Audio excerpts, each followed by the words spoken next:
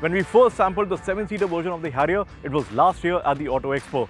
It looked great, showed a lot of promise, and it had a fantastic name, Gravitas. The production version of the 7-seater Harrier is finally here. It is still showing a lot of promise, it still looks pretty good, but the name has changed from being great to being iconic. It is now called Safari.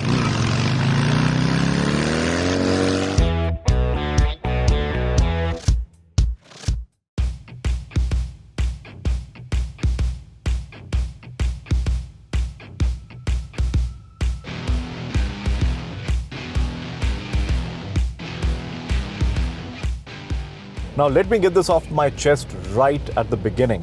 This to me is not a Safari, despite Tata having given that iconic name to this car. This product is derived from the Harrier and it looks far too much like it to be called the Safari.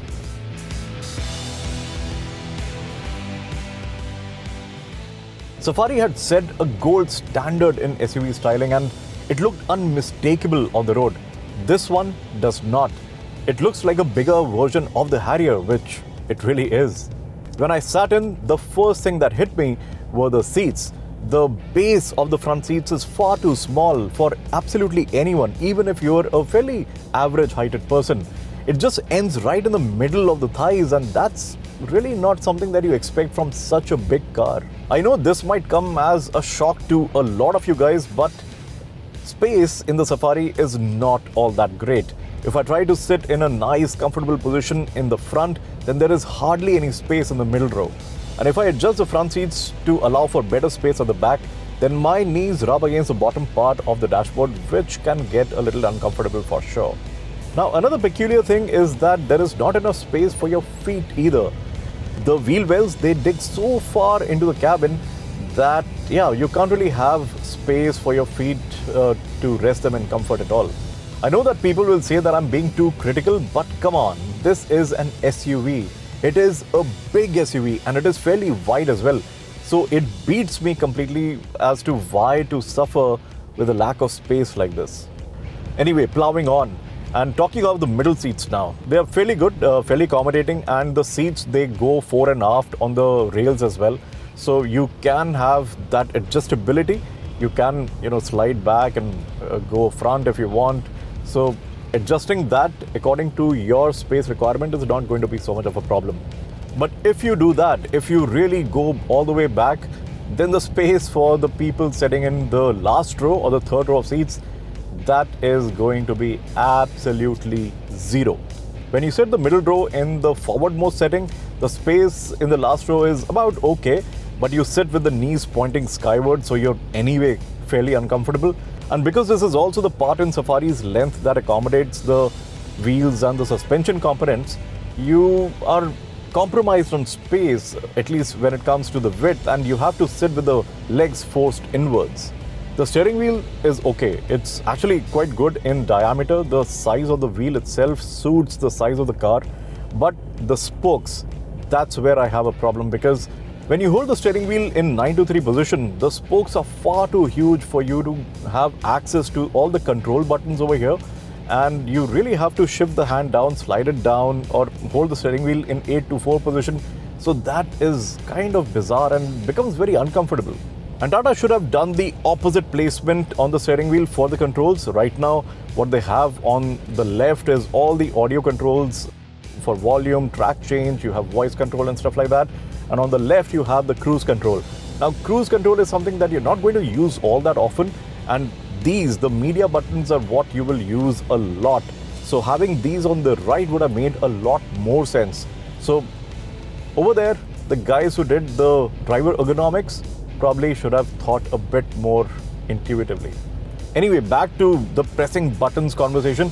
If you try to press the buttons when you're holding the steering wheel naturally on your 9-3 position, if you hold the steering wheel that way, that is, you will have to move your fingers in a very awkward manner like this, and it becomes kind of painful after some time. The Safari suffers from general quality issues, but I will point out to you that you will like the layout of the dashboard. It's very clean, it's very logical, and the top part of the dash is actually not all that bad. Plus this ash wood treatment in the center, that adds a little bit of style as well. But then you touch some other plastics and everything just starts to go south, and you realize that it's all very half-baked effort. Like this part over here covering the instrument panel. That seems like it's been stuck with some very cheap glue and it's going to come off in your hand if you are even going to shake it mildly. And then the door trims. These plastics are also fairly average. They're actually contrasting to the dashboard material. These are textured hard plastics and does not give you a rich feel, because otherwise if you look at the upholstery and everything, it does have that sense of opulence. It's not opulent as such, but it has that sense because of the color contrast and at least the materials, some materials. But these, they really disappoint you. And then there are these small things. For example, if you sit at the back, you will see that there is a little bit of a gap at the absolute end, and the whole fit and finish is not very flush. Even the center console, it just feels like it's loosely installed. In a product like this, what you want is a sense of robustness. And sure, on first glance or in passing, the Safari does come across as being strong. But when you start scratching the surface, you discover all the follies. In fact, very small things as well, like the power windows, for example. Normally, what you would do is press the button and the windows would go down if they are single touch function, but not in the Safari. What you have to do is you do this, it does not go down on its own. So you have to press it further. It still did not happen. What you have to do is just press on it till the time that it registers it's a one-touch function, and then it goes down. But by that time, the window is already almost half open. Just does not make sense to me. And it's the same thing when you're trying to roll the windows up. It's now that it registers that's a one-touch function. Otherwise, it just does not happen. So you're already till this height of the window being closed. Weird. Very, very weird. There are generous bottle holders all around, and the middle row door bins have a double-decker sort of a layout, which adds to the practicality quotient even more. And yeah, you can easily store your smartphone or your wallet and stuff like that. But this space right in front of the gear lever, that is not all that clever. It's not very easy to access. So yeah, that could have been designed slightly better. And there is this one electrical sort of an output for your smartphone charging and your aux cable that really intrudes into the overall space that you have as well. And talking of space, when you have the seats in all three rows upright or in place, you really have no space for any luggage. The maximum that you'll be able to fit is a couple of shoulder bags. And that in a car of this nature and this size is just not a very good thing. And this is a department where Tata seems to have invested the most thought and effort.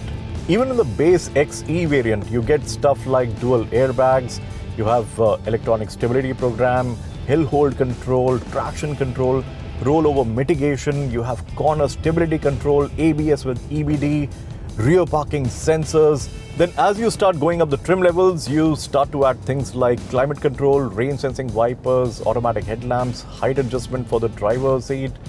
You have lumbar support, and you get push button start, mood lighting in a car like this, mood lighting. So yeah, it starts to become all very fancy in here. But crucially, and these are things that I consider to be a good safety net, you get TPMS, that is tire pressure monitoring system. You get connected car technology by Tata, which is called IRA. You have parking camera, you have cruise control, Android Auto, Apple CarPlay connectivity. So all that stuff is also pretty sorted.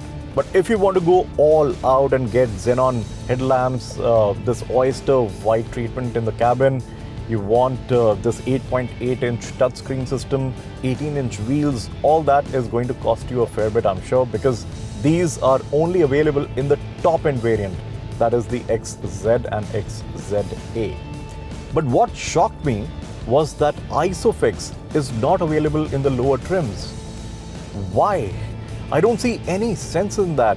Will folks buying the lower trims of the Safari not produce kids? It's just so strange, and people who spec'd out the trims, they have no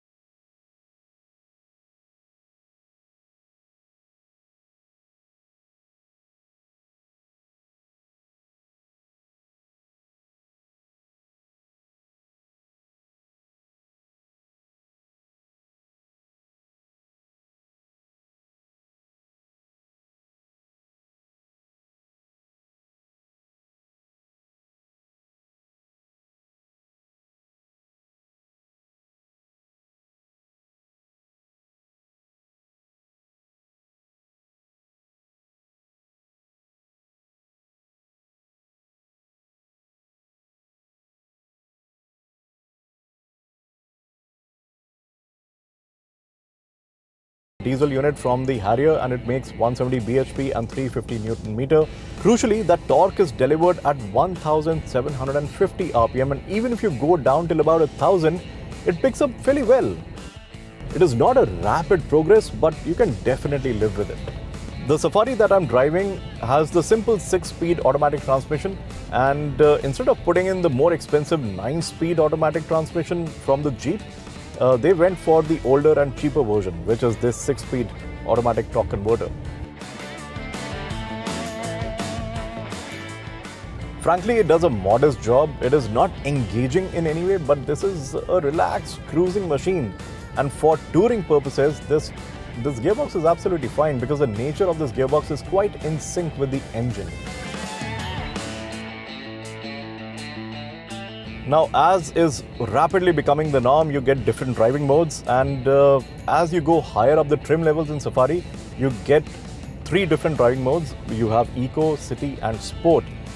Eco can sometimes be really irritating because the throttle to speed translation is miserable, and that can get a little tricky when you have traffic moving in its typically weird manner. City is a normal mode, and Sport changes the mapping and gives you slightly more zestful throttle response. But the more interesting modes are these, the terrain response modes.